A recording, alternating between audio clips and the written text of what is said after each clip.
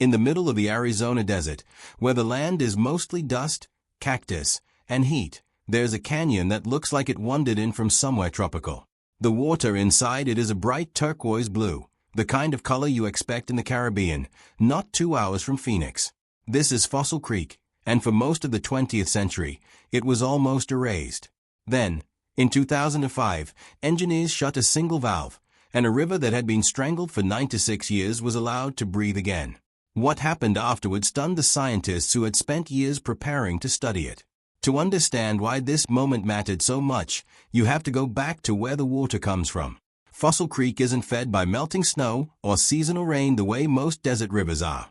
It comes from a cluster of springs pushing water up out of solid limestone at a rate of roughly 20,000 gallons every minute, at a nearly constant temperature of around 70 degrees Fahrenheit.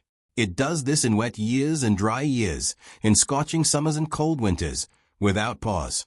In a region where rivers are often little more than a rumor, a dry wash that fills for a few weeks and vanishes for the rest of the year, a spring system this reliable is almost unheard of. That water, loaded with dissolved minerals, does something else remarkable. As it flows and slows through the canyon, it deposits limestone out of solution, building natural dams called travertine terraces. Leaves and branches that fall into calm water get slowly entombed in stone. Step by step, over centuries, this process built a staircase of pale rock ledges down the length of the creek, each one holding back a glowing blue-green pool.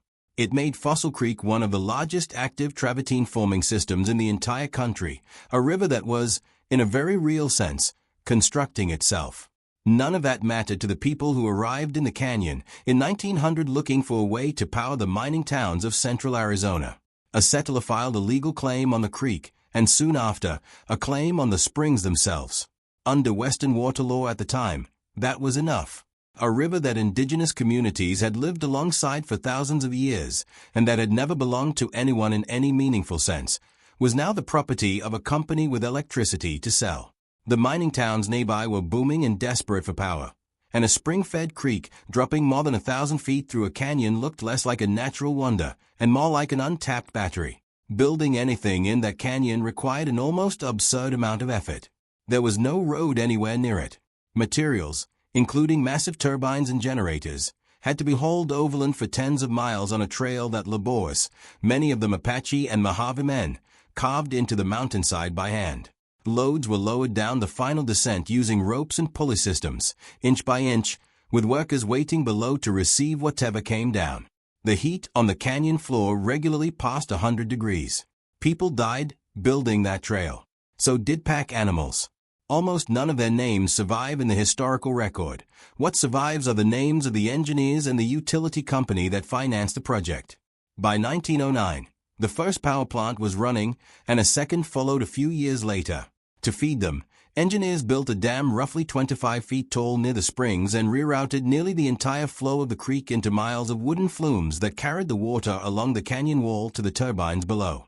At its peak, this small, remote hydroelectric operation supplied something like 70% of the electricity used in Phoenix. Streetlights, streetcars, some of the first air conditioning units in the region, all of it ultimately traced back to water diverted out of a limestone canyon 100 miles away. It was, by any measure of early 20th century engineering, an extraordinary achievement. It was also a catastrophe for everything living downstream of that dam, and almost nobody wrote that part down.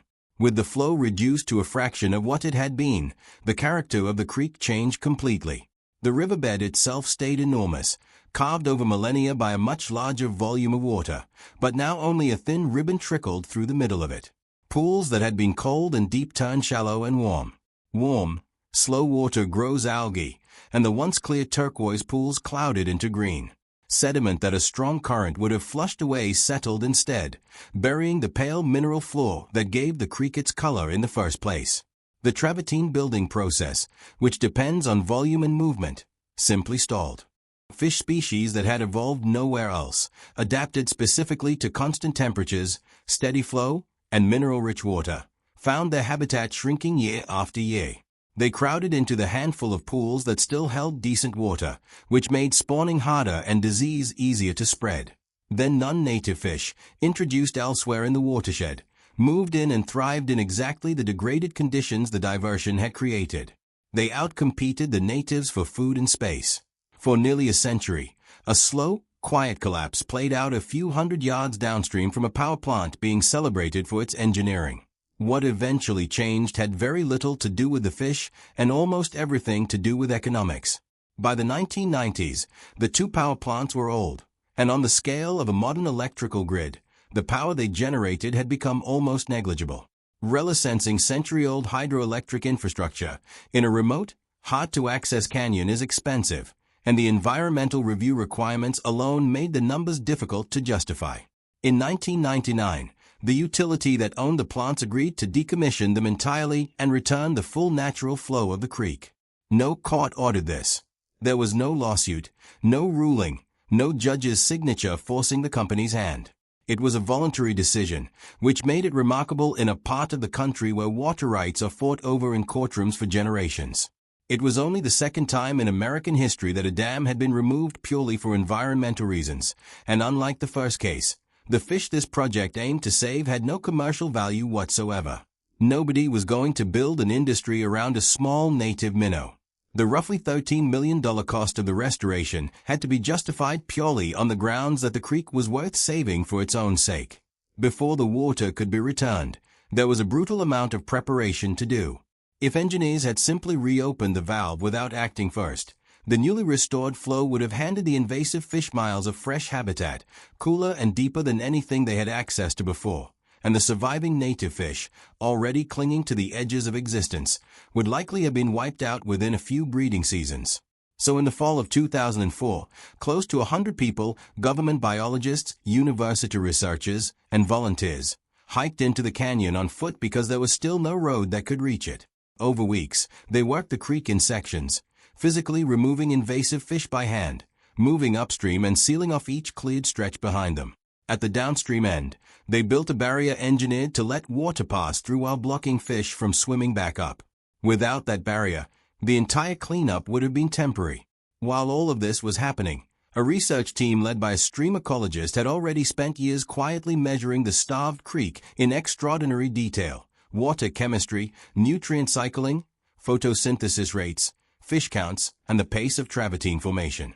Crucially, they compared all of it against a nearby stretch of the same creek upstream of the old diversion, a section that had never been duetted and still ran at full natural flow. That untouched section became a scientific baseline, a way to measure exactly how far the damaged stretch had fallen and, eventually, how quickly it might climb back. On June 18, 2005, the utility company shut off the flume for the last time, and for the first time since the presidency of William Howard Taft, the full volume of Fossil Springs ran down its own natural channel. There was no dramatic surge, no wall of water. The leading edge of the flow crept forward at something close to a walking pace, feeling its way into channels that had sat dry for nearly a century, filling side pools from the bottom up, pushing stagnant warm water out ahead of it. Researchers walked alongside it for hours, watching nearly 100 years of absence undo itself in real time. Almost everyone involved expected recovery to take decades. That was a responsible, professionally cautious prediction, given that nothing like this had ever been attempted in a desert river system before. Instead, the data started showing something nobody had planned for. Within a single season, fundamental processes in the stream, oxygen production, nutrient processing, the basic metabolic functioning of a living waterway, rebounded to levels matching the healthy upstream reference reach. Not after years, after months. The underlying machinery of the ecosystem, it turned out, had not been destroyed by nearly a century of starvation. It had only been suppressed, sitting dormant and waiting for its fuel to return. The travertine came back next, and it came back fast enough to measure with a ruler. New mineral ledges began forming along the previously duetted stretch almost immediately, some growing more than 2 centimeters a year, a rate visible from one summer to the next. As the ledges grew, the pools behind them deepened and the water clarity returned, and the canyon's signature turquoise color climbed back into pools that had gone warm and green. The fish numbers were the part that seemed almost implausible. With invasive species removed, the barrier holding, and full flow restored, native populations didn't just recover, they multiplied at rates researchers struggled to explain. One native sucker species increased roughly 17-fold. Another climbed more than 50-fold. The round-tailed chub, a species that had been sliding toward local extinction, came back nearly 70-fold.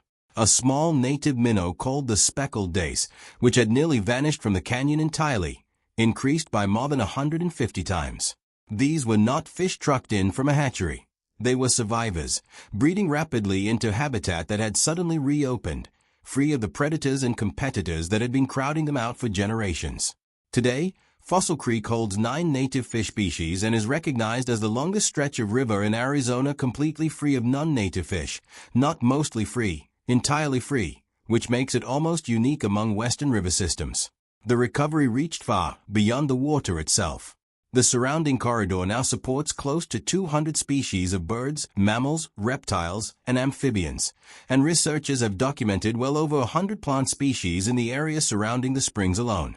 A stretch of canyon that had been quietly dying for generations turned, within a few short years, into one of the richest pockets of biodiversity in the American Southwest. That transformation came with its own complication. Word got out, and visitors began arriving in numbers the narrow access road was never built to handle, eventually forcing land managers to introduce a strict permit system just to protect the very recovery that had made the place famous. What Fossil Creek ultimately demonstrates is something researchers rarely get the chance to prove with this much clarity. Damage to a river caused by removing its water is not necessarily permanent. Given an intact source and the will to stop taking from it, an ecosystem can rebuild itself far faster than anyone expects, not through active human reconstruction, but simply by being allowed to resume what it was always doing before someone shut it off. Nobody manufactured the returning fish or engineered the new stone. People pulled out the invaders, built a barrier, closed a valve, and stepped back. Everything after that was the creek doing what it had always done, the moment it was finally allowed to.